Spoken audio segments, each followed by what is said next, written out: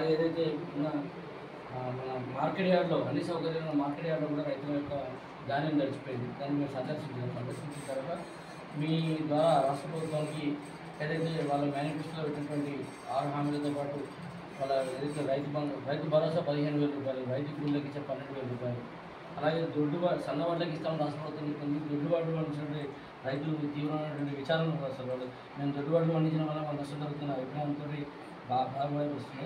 అన్ని ఏదైతే రైతు పండించిన ప్రతి పంటకు కూడా 500 రూపాయల బోనస్ ఇవ్వాలని చెప్పేసి మీ ద్వారా రాష్ట్ర ప్రభుత్వానికి